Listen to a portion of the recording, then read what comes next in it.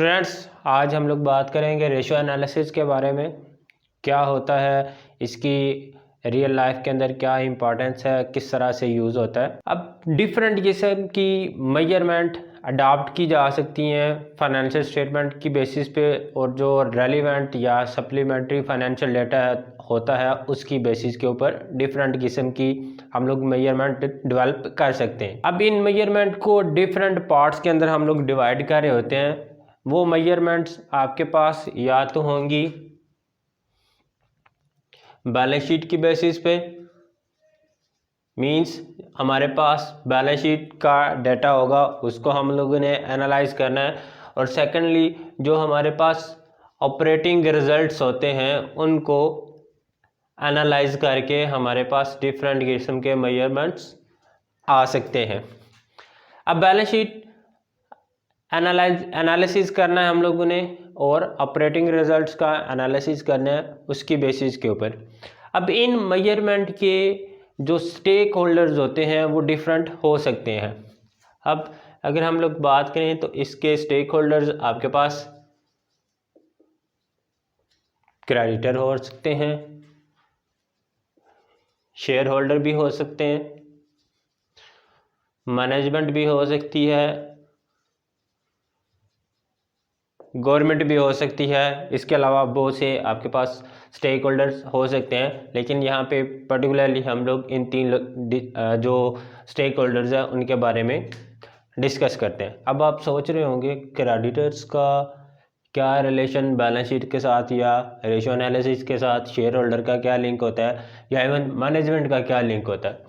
तो क्रेडिटर्स जिसने कंपनी को लोन देना है, अब वो सोचेगा तो सही, मैं जिसको लोन देने जा रहा हूँ ये मुझे वापस भी करेगा या नहीं, इसकी पोजीशन है वापस करने वाली या नहीं। अब उसने भी एनालिसिस करना है, किस तरह से करेगा वो हम लोगों ने देखना है। शेयर होल्डर को क्या चाहिए होता है, प्रॉफिट चाहिए होता है। तो प्रॉफिट मतलब पर्टिकुलरली हम लोग कहें तो इसको कह सकते हैं इनको डिविडेंड चाहिए। जिस कंपनी में इन्वेस्ट करने जा रहे हैं, पैसा लगाने जा रहे हैं, उधर से हमें फ्रूटफुल रिटर्न मिलेगा या भी नहीं मिलेगा।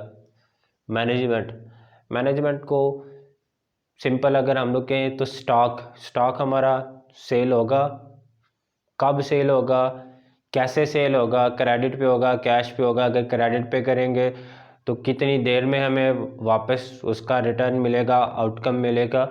ये सारी चीज़ें मैनेजमेंट ने भी इनको एनालाइज करना होता है, जज करना होता है। और ये सारे का सारा एनालिसिस जो है वो किसकी बेसिस पे किया जा सकता है, रेशो कंपैरिजन करके। अब कंपैरिजन आपने किसका करना है, डिफरेंट चीज़ें उनका आपस में आप कंपैरिजन कर सकते हैं।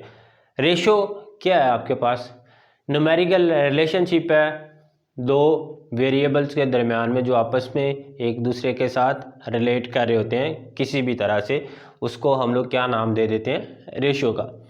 अब मतलब हम लोग ये कह सकते हैं 10:100।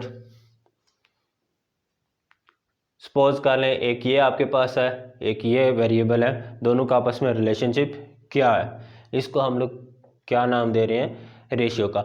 अब रेशियो एनालिसिस हम लोगों ने करना होता है डिफरेंट किस्म का बैलेंस शीट की बेस पे जो हमारे पास डाटा अवेलेबल होता है, या ऑपरेटिंग रिजल्ट का जो डाटा हमारे पास अवेलेबल होता है, उनको हम लोगों ने एनालाइज करके देखना है। क्रेडिटर्स उसको अपने पॉइंट ऑफ व्यू से एनालाइज करेंगे, शेयर होल्डर अपने पॉइंट ऑफ व्यू से, मैनेजमेंट उसको अपने पॉइंट ऑफ व्यू से एनालाइज करेगी, और उसकी बेसिस पे डिफरेंट किस्म के डिसीजन जो है वो किए जा रहे होते हैं। अब रेशो इसकी हम लोग क्लासिफिकेशन करें तो इसकी क्लासिफिकेशन आपके पास दो तरह से हो रही होती है।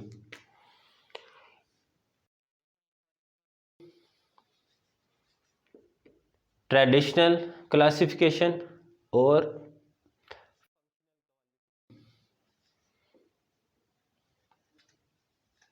फंक्शनल क्लासिफिकेशन, ये दो तरह से रेशो की क्लासिफिकेशन की जा रही है। अकाउंटिंग रेशोज़ की हम लोग यहाँ पे बात कर रहे हैं। अब मैथमेटिक्स के अंदर हम लोग पढ़ते हैं दो वेरिएबल्स की भी रेशो एनालिसिस कर रहे होते हैं, तीन का भी, चार का भी, वो डिफरेंट। अभी यहाँ पे पर्टिकुलरली इस लेवल के ऊपर जो हम लोग रेशियो एनालिसिस करने जा रहे हैं वो दो वेरिएबल्स का, दो चीज़ों का हम लोगों ने एनालिसिस करना है। इससे ज़्यादा आपके पास एनालिसिस नहीं हो, मतलब आपने जो कंपेयर करना है वो दो चीज़ों को कंपेयर करेंगे, उसकी बेस पे हमारे पास रिजल्ट आएंगे, उसको हम लोगों ने एनालाइज करना है। अब रेशियो की क्लासिफिकेशन ट्रेडिशनल और फंक्शनल। ट्रेडिशनल जो आपके पास है क्लासिफिकेशन, इसके अंदर आपके पास क्या आ जाएगा, बैलेंस शीट रेशियोज, उसके बाद आपके पास इनकम स्टेटमेंट रेशियोज,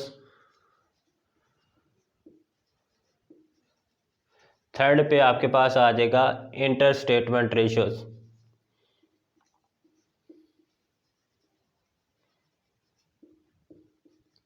अब ट्रेडिशनल अप्रोच के अकॉर्डिंग या ट्रेडिशनल क्लासिफिकेशन के अकॉर्डिंग हम लोग रेशियोज़ को, अकाउंटिंग रेशियोज़ को 3 पार्ट्स में डिवाइड करें। बैलेंस शीट रेशियोज़, सारे का सारा डाटा आपके पास, जो दो चीज़ों को आप कंपेयर करने जा रहे हैं वो किधर से आपको मिलेंगी, बैलेंस शीट से। इनकम स्टेटमेंट रेशियोज़, दो चीज़ें आप कंपेयर करने जा रही हैं, दोनों आपकी किसके रिलेटेड होंगी, इनकम स्टेटमेंट। इंटर स्टेटमेंट का मतलब क्या है, आपने बैलेंस शीट और इनकम स्टेटमेंट को मिक्सर, मतलब एक चीज़ आपकी बैलेंस शीट से, एक चीज़ आपकी इनकम स्टेटमेंट से, इसको हम लोग मिक्स स्टेटमेंट का भी नाम दे रहे होते हैं। ये आपके पास ट्रेडिशनल अप्रोच। उसके बाद फंक्शनल जो क्लासिफिकेशन है, इसमें आप इसकी जो क्लासिफिकेशन कर रहे होते हैं वो किस लिहाज से कर रहे होते हैं, लिक्विडिटी रेशोज, उसके बाद आपके पास आ जाता है जी सॉल्वेंसी रेशो, थर्ड पे आपके पास आया है एफिशिएंसी रेशोस। इन 3 तरह से इसको हम लोग क्लासिफाई कर रहे होते हैं। अब इन तीनों के बारे में हम लोगों ने डिस्कस करना है। अब आज जो हम लोग डिस्कस करेंगे जस्ट वो किसके हवाले से बात करेंगे, लिक्विडिटी रेशोज़ के हवाले से, कि लिक्विडिटी रेशोज़ क्या होती हैं।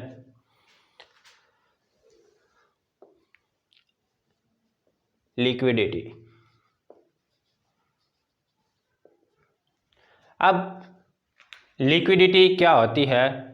अब अगर हम लोग साइंस के अकॉर्डिंग देखें तो लिक्विड चीज़ क्या है, जिसको आप किसी भी शेप के अंदर डाल सकते हैं। आप उसको गिलास में डालें, वो गिलास की शक्ल इख्तियार कर लेगा, मग में डालेंगे वो मग की शेप में आ जाएगी। आप इवन उसको किसी और शेप के अंदर भी कन्वर्ट करना चाहें तो वो कन्वर्ट कर सकते हैं। साइंस के अंदर हम लोग लिक्विड से मुराद यही ले रहे होते हैं। अब लिक्विडिटी अगर हम लोग बात करें अकाउंटेंसी के हवाले से या बिज़नेस की लैंग्वेज के अंदर हम लोग देखें लिक्विडिटी क्या होती है, तो यहाँ पे भी कुछ इसका मतलब इससे साइंस के लिहाज से मिलता ही जुलता होता है। अब साइंस के अंदर लिक्विड उसको किसी भी शेप के अंदर कन्वर्ट कर सकते हैं, और यहाँ पे भी हम लोग अकाउंटेंसी के अंदर भी इसका मतलब तकरीबन यही ले रहे होते हैं। लिक्विड चीज़ वो जो आपकी एवर चेंजिंग है, चेंज हो रही होती है, आज कुछ हो रहा है कल कुछ और होगी, कुछ देर के बाद कुछ और होगी, तो उसको हम लोग लिक्विडिटी का नाम दे रहे थे। लिक्विडिटी रेशोज़ के बारे में बात करेंगे आज हम लोग। लिक्विडिटी रेशो क्या आ गई, जो आपकी with the passage of time change हो रही होती है। अब कैश की बात करें, कैश आपके पास लिक्विड चीज़ है, आज अभी आपके पास शायद ज़्यादा हो, कुछ देर के बाद आप कम, फिर ज़्यादा, कम ज़्यादा, कंपनी के पास जो है कैश वो कम ज़्यादा हो रहा होता है, तो वो आपके पास क्या है, कैश लिक्विड है। इसी तरह से बैंक की बात करें तो बैंक भी आपके पास क्या है, लिक्विड है, वो भी एवर चेंजिंग है, एक जैसा आपके पास नहीं रहता। तो अब लिक्विडिटी रेशियोज़ के अंदर हम लोग बात करेंगे दो रेशियोज़ की। एक आपके पास आ रही होती है करंट रेशो, और दूसरी आपके पास क्या होगी, क्विक रेशो।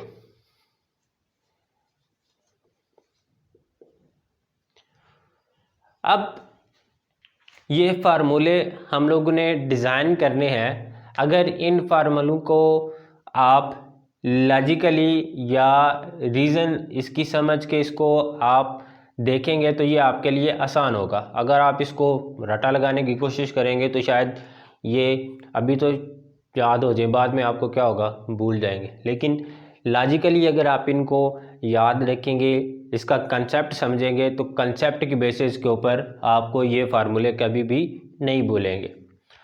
तो करंट रेशो की हम लोग बात करने लगे हैं। करंट रेशो में अब रेशो जो है, इसके अंदर जो दो चीज़ें हमारे पास आनी है वो हमें इसी की बेस के ऊपर पता चल जाएगा कि वो दो चीज़ें हमारे पास क्या होंगी। तो करंट मतलब एग्जिस्टिंग जो चीज़ आपके पास है वो। अब लिक्विडिटी रेशियोज है, तो एग्जिस्टिंग चीज़ अगर हम लोग बैलेंस शीट के हवाले से बात करें तो यहाँ पे करंट। अब बैलेंस शीट के अंदर आपके पास क्या क्या चीज़ें होती हैं, ये आपके पास बैलेंस शीट, लाइबिलिटी साइड आपके पास, इसमें आपके पास करंट एसेट्स, इधर आपके पास नॉन करंट एसेट्स, इसी तरह से शेयर होल्डर फंड, उसके बाद आपके पास क्या आ जाएगी, करंट लाइबिलिटीज़ और नॉन करंट लाइबिलिटीज़। ये कुछ इस तरह से आपकी बैलेंस शीट डिज़ाइन होती है। तो करंट रेशो की बात करें तो यहाँ पे हम लोगों को जो कंपेयर करनी है वो करंट चीज़ें ही कंपेयर करनी है। मींस आपने अपने जो करंट एसेट्स हैं उनको कंपेयर किसके साथ करेंगे, करंट लाइबिलिटीज़ के साथ। तो इस तरह से आप इसके फार्मूला जो है उसको समझेंगे तो वो आपके लिए आसान होगा, उसमें ऐसा आपके लिए किसी भी किस्म की कोई परेशानी नहीं होगी। तो यहाँ पे करंट रेशो, अब आपके पास कौन कौन सी चीज़ आ जाएगी, करंट एसेट्स, इसको आपने कंपेयर किसके साथ करना है, करंट लाइबिलिटीज़ के साथ।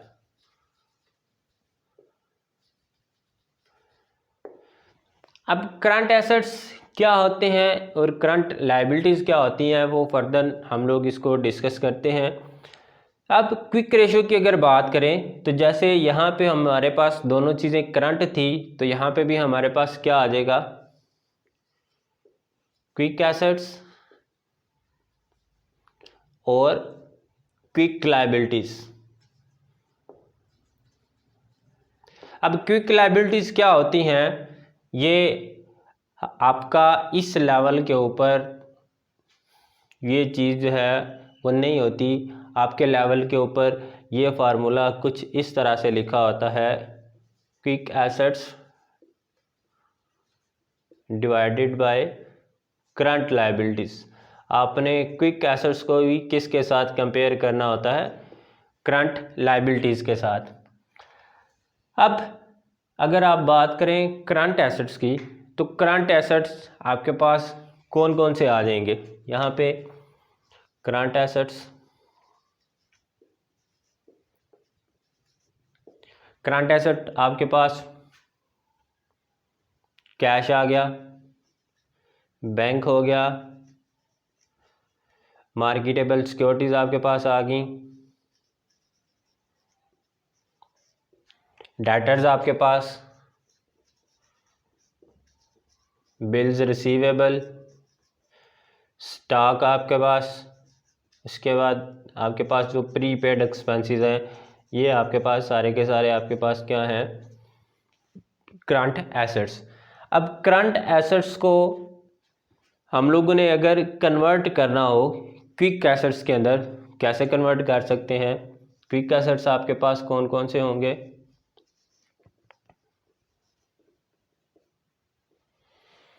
अब क्विक एसेट्स हम लोग ये कह सकते हैं कि जितने भी आपके करंट एसेट्स हैं और जितने भी आपके पास क्विक एसेट्स हैं वो, अब आपके पास क्विक एसेट्स जितने भी हैं वो करंट एसेट्स तो होंगे। Means all the quick assets are your current assets, but all of the your current assets are not quick assets. मतलब क्या, आपके क्विक एसेट जो होंगे वो सारे के सारे करंट तो होंगे, लेकिन करंट एसेट्स आपके सारे के सारे क्विक एसेट्स नहीं होंगे। अब आप सोच रहे होंगे कि क्विक एसेट्स कौन से होते हैं।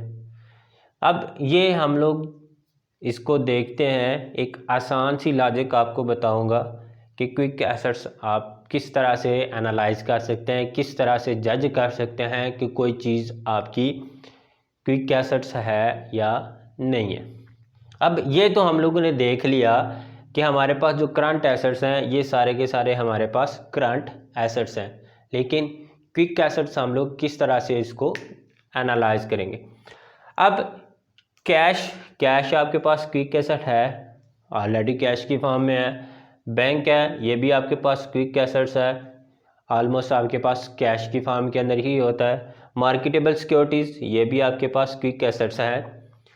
अब क्विक एसेट यहाँ पे हम लोग जो फार्मूला लगा रहे हैं कि करंट एसेट को किस तरह से क्विक एसेट में कन्वर्ट करना है, वो ये है कि फर्स्ट ऑफ ऑल वो कैश है, अगर कैश है तो वो क्विक एसेट भी है।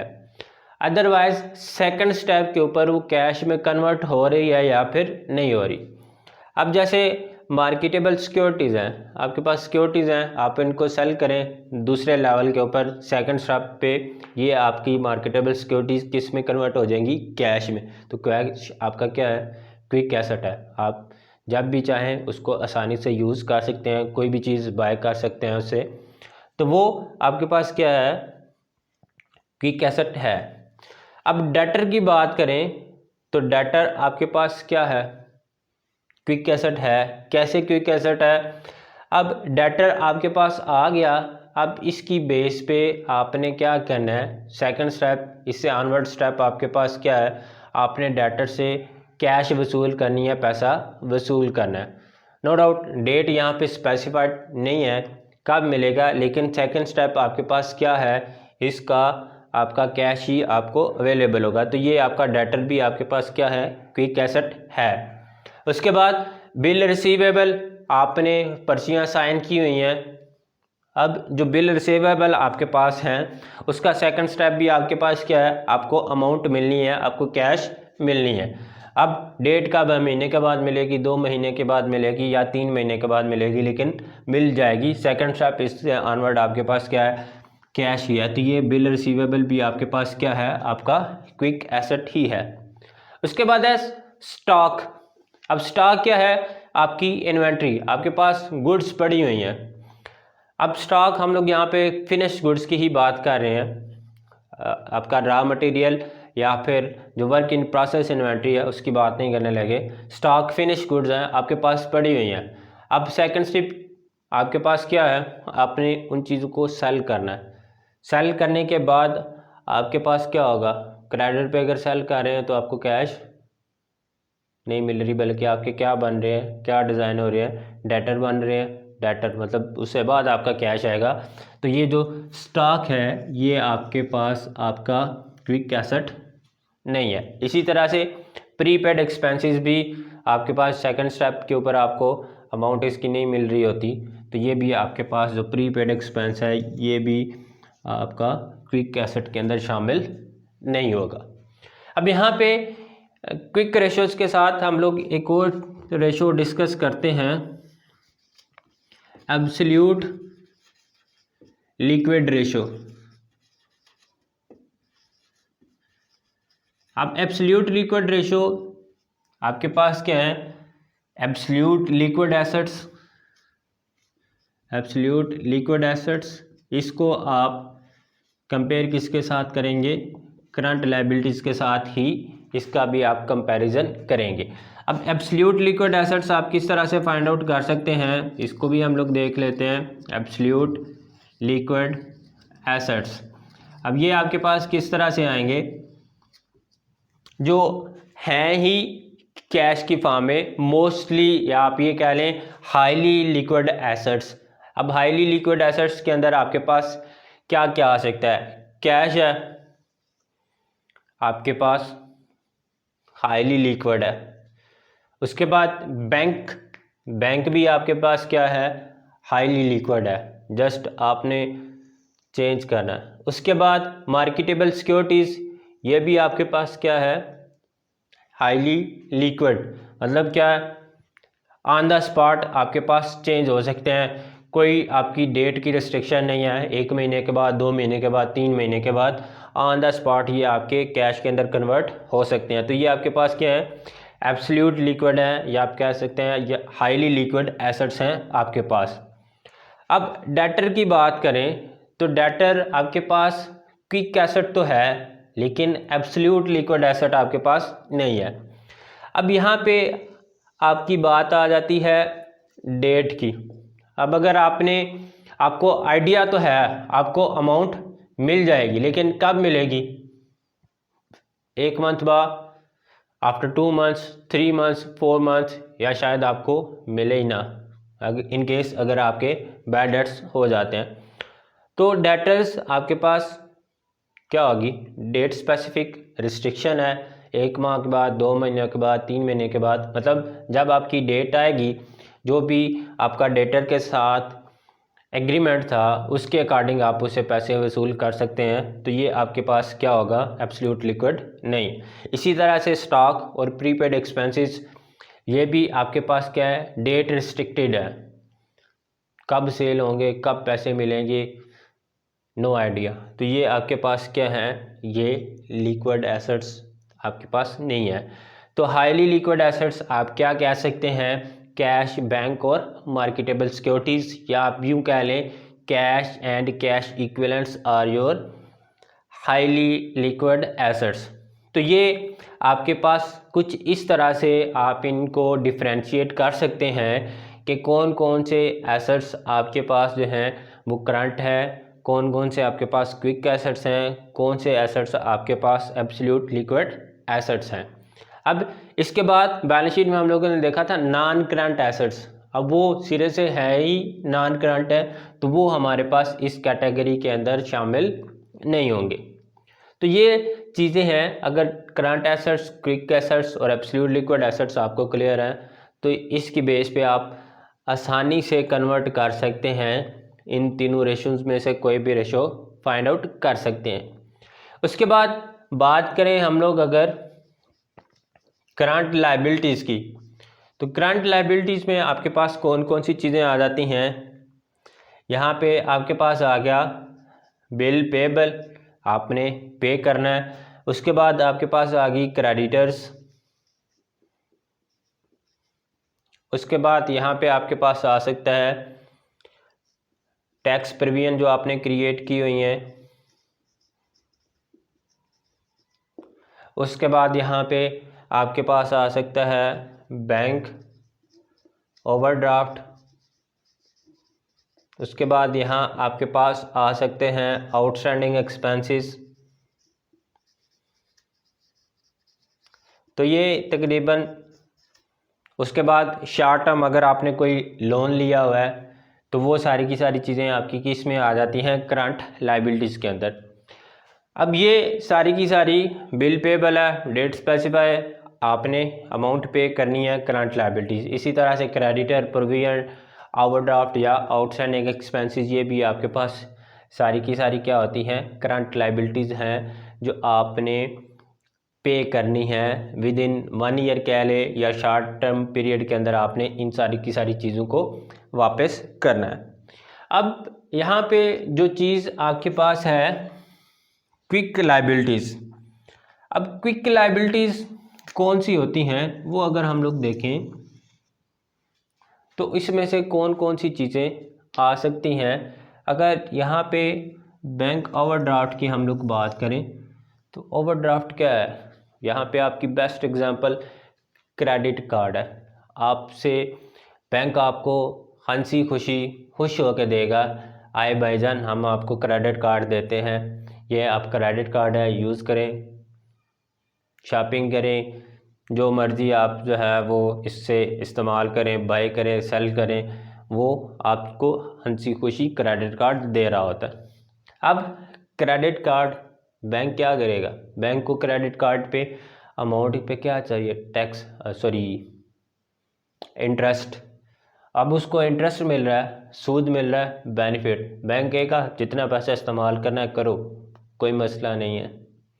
उसको क्या, जितना आप पैसा उससे क्रेडिट बेसिस पे लेके उधार उसमें से यूज़ करेंगे उतना आपको इंटरेस्ट पे करना पड़ेगा।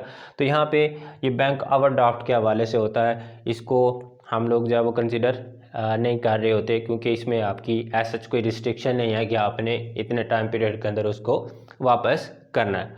तो नॉर्मली ये चीज़, इसमें हम लोग डीप इसलिए नहीं जाएंगे कि ये चीज़ आपके इस लेवल के ऊपर नहीं है तो इसको हम लोग जस्ट यहाँ पे इसी फार्मूले के अकॉर्डिंग देखेंगे, क्विक एसेट्स और करंट लायबिलिटीज़ को ही हम लोग कंपेयर कर रहे होते हैं। एब्सोल्यूट लिक्विड रेशो में भी हम लोग जो एब्सोल्यूट लिक्विड एसेट्स हैं उनको कंपेयर कर रहे होते हैं, किसके साथ? करंट लायबिलिटीज़ के साथ। अब इनका अगर हम लोग देखें रूल ऑफ थंब क्या होता है कि हम लोग कैसे जज कर सकते हैं, कैसे बता सकते हैं कि करंट रेशो कौन सी अच्छी होगी कौन सी बुरी होगी। तो नॉर्मली इसके हवाले से अब ये वेरी कर सकता है, कहीं पे ज़्यादा होगी, किसी कंपनी में कम, किसी में ज़्यादा, मतलब हार्ड एंड फास्ट रूल ये नहीं है। आपको for the sake of simplicity या क्लैरिफिकेशन यहाँ पे बताना जा रहा हूँ। यहाँ पे ये कंसिडर किया जाता है 2:1 मीन्स कि अगर आपके पास 1 रुपये की करंट लायबिलिटी है तो उसको फिल करने के लिए आपके पास 2 रुपये के एसेट्स मौजूद हैं। कौन से एसेट्स, कौन सी लायबिलिटी? आपके पास जो करंट लायबिलिटीज़ हैं, शॉर्ट टर्म ऑब्लिगेशंस हैं, उनको फिल करने के लिए आपके पास ₹2 के शॉर्ट टर्म एसेट्स अवेलेबल है। अब कुछ कहते हैं 1:1.5:1, मतलब 1 रुपये की लायबिलिटीज़ को फुलफिल करने के लिए आपके पास 1.5 इतने इक्वल आपके पास एसेट्स अवेलेबल हैं। अब क्विक रेशो की बात करें तो क्विक रेशो में नॉर्मली 1:1, मतलब 1 रुपये की जो आपकी शॉर्ट टर्म लायबिलिटी है उसको फुलफिल करने के लिए आपके पास 1 रुपये के इक्वल एसेट्स अवेलेबल है। इसी तरह से एब्सोल्यूट लिक्विड रेशो जो है इसके बारे में कहा जाता है 1.5:1, मतलब क्या कि आपके पास 1 रुपये की जो शॉर्ट टर्म ऑब्लिगेशन है उसको फिल करने के लिए एट लीस्ट आपके पास 1.5 के इक्वल करंट एसेट्स। अब करंट एसेट्स कौन से हैं? एब्सोल्यूट लिक्विड या हाईली लिक्विड एसेट्स आपके पास अवेलेबल। यहाँ इन शॉर्ट आप कह सकते हैं कि जो आपके पास कैश एंड कैश इक्विवेलेंट्स हैं वो 1.5 अवेलेबल होने चाहिए 1 रुपये की जो शॉर्ट टर्म ऑब्लिगेशंस हैं उनको फिल करने के लिए। तो ये हमारे पास थी लिक्विडिटी रेशोज़, जिसमें हम लोगों ने देखा कि करंट रेशोज़ कौन सी है, क्विक रेशो किस तरह से है, एब्सोल्यूट लिक्विड रेशो किस तरह से है। अब इसका फार्मूला किस तरह से डिज़ाइन कर सकते हैं। अब एक एग्जांपल हम लोग देखते हैं, इनको फाइंड आउट करते हैं कि किस तरह से आप करंट रेशो, क्विक रेशो या एब्सोल्यूट लिक्विड रेशो जो है इसको फाइंड आउट कर सकते हैं। यहाँ पे आपको क्वेश्चन स्क्रीन पे शो हो रहा होगा। इस क्वेश्चन की बेस पे हम लोग देखते हैं कि करंट जो रेशो है इसको किस तरह से हम लोग फाइंड आउट कर सकते हैं। अब इसका फार्मूला हम लोगों ने डिज़ाइन किया current assets divided by current liabilities. अब करंट एसेट्स यहाँ पे आपके पास कौन कौन से हैं? करंट एसेट्स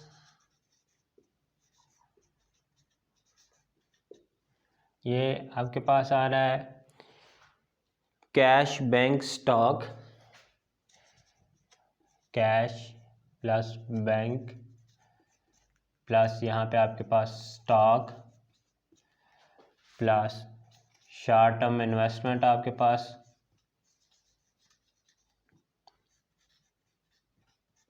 प्लस आपके पास यहाँ पे आ रहा है debtors, bill receivable, prepaid insurance, debtors, bills payable, उसके बाद आपके पास प्रीपेड इंश्योरेंस। ये सारे के सारे आपके पास क्या आ रहे हैं? आपके करंट एसेट्स। इसके साथ आप भी इसका अब देखें तो कैश आपके पास है 10,000, बैंक आपके पास है 30,000, स्टॉक आपके पास है 140,000, शॉर्ट टर्म इन्वेस्टमेंट आपके पास 25,000, इसके बाद डेटर्स आपके पास 36,000 के, बिल पेबल आपके पास है 10,000 और प्रीपेड इंश्योरेंस आपके पास कितनी है 9,000 की। इसी तरह से हम लोग अपनी जो करंट लायबिलिटीज़ हैं वो मेंशन कर लेते हैं। करंट लायबिलिटीज़ में आपके पास है creditors, bills payable, creditors, bills payable आपके पास। उसके बाद यहाँ पे आपके पास ओवरड्राफ्ट, उसके बाद यहाँ पे आपके पास आ रहा है provision for tax, provision for tax, उसके बाद प्रपोज्ड डिविडेंड,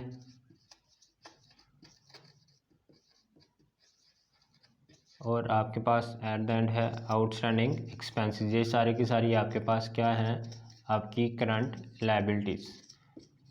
अब क्रेडिटर्स अगर देखें तो ये आपके पास बन रहे हैं 60,000, बिल पेएबल 20,000, ओवरड्राफ्ट आपके पास 30,000, प्रोविजन फॉर टैक्स आपके पास है 5,000, प्रपोज डिविडेंड आपके पास 5,000।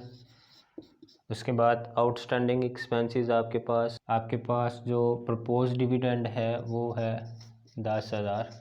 तो ये कुछ आपके पास हैं आपकी करंट लायबिलिटीज़। अब करंट एसेट्स को टोटल करें तो ये आपके पास बन रहा है 260,000, और ये आप टोटल करें तो ये आपके पास बन रहा है 130,000।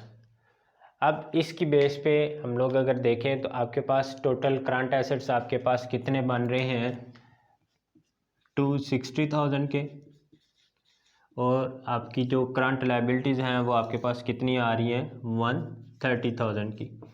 तो ये आप रेशो फाइंड आउट करें तो ये आपके पास बन रहा है 2:1।